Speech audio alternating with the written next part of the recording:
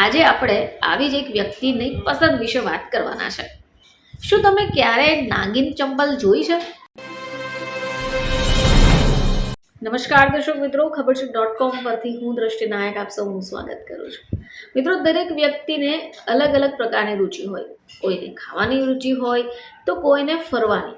પરંતુ ઘણીવાર લોકો એવું કંઈક કરી બતાવે છે કે જેમની આવી રીત, આવી રુચિઓ બીજાથી અલગ બનાવે છે. તમે પેલું ગીત તો સાંભળ્યું જ હશે, નાગિન ડાન્સ. પરંતુ નાગિન ચંપલ પણ હોઈ શકે. તમે તો નવાઈ પામી ગયા. તો દરેક વ્યક્તિઓનો શોખ અલગ હોઈ શકે.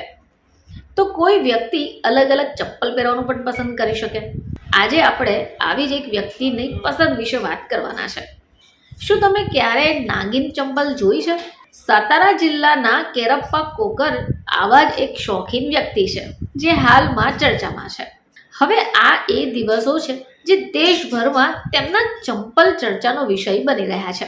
તો કેરપ્પા કોકરે પગમાં 8 કિલોના 7 ચપ્પલ પહેરે છે. હવે તમે વિચારો કે આ અનોખો શોખ કેવો છે. તો તેમના આ જ અનોખા શોખને કારણે ફક્ત તેમના જ જિલ્લામાં નહીં પરંતુ સમગ્ર મહારાષ્ટ્રમાં તેઓ પ્રખ્યાત છે. તો કોકરે માન તાલુકાના જાંબુલાણી ગામના રહેવાસી છે. કોરપ્પે છેલ્લા ઘણા વર્ષોથી આ જ નાગિન ચપ્પલને પહેરે છે. હવે તેમણે ખાસ ઓર્ડર આપીને આ ચપ્પલ તૈયાર કરાવી છે. હવે વાત કરીએ કે આ ચપ્પલમાં એવું તો નવું શું છે. તો તમને જાણી નવાઈ લાગશે કે આ જે નાગિન ચપ્પલ છે એમાં 100 LED લાઇટ છે, 100 જેટલી ઘૂંઘરી, ગુંદર અને 7 નાગફેણ છે. હવે આ ચપ્પલનું જ્યારે વજન કરાયું તો જાણવા મળ્યું કે આ ચપ્પલનું વજન તો 8 કિલો જેટલું છે. હવે વાત કરીએ એમના ચપ્પલની કિંમત વિશે. કારણ કે જે ચપ્પલે આટલી વાતો ઉપજાવી તેની કિંમત તો જાણવી પડે ને. તો મિત્રો, વાત કરીએ આ ચપ્પલની કિંમતની, તો આ સ્લીપરની કિંમત જ 31,000 રૂપિયા છે. કોરપ્પા પોતાની ચપ્પલને બાળકની જેમ રાખે છે. દરરોજ જ તેઓ પોતાની ચપ્પલને પરફ્યુમ લગાવીને સાફ પણ કરે છે અને કશે પણ જાય તેઓ ચપ્પલ સાથે જ પહોંચે છે. તો આ એવી ચપ્પલ કે જે 8 કિલોની છે અને જેમ જેમ ડગલું ભરવામાં આવે તેમ તેમ ઝબુક ઝબુક થશે આ 100 જેટલી લાઇટો.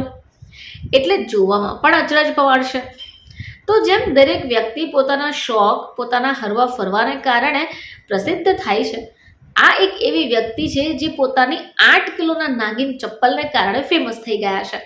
આ વ્યક્તિ ન કે ફક્ત તેમના જિલ્લામાં પરંતુ આખા રાજ્યમાં પણ પ્રસિદ્ધિ પામી ગયા છે. ફરીથી તમારી સમક્ષ હાજર થઈશું. ત્યાં સુધી જોતા રહેજો ખબરછટ.com.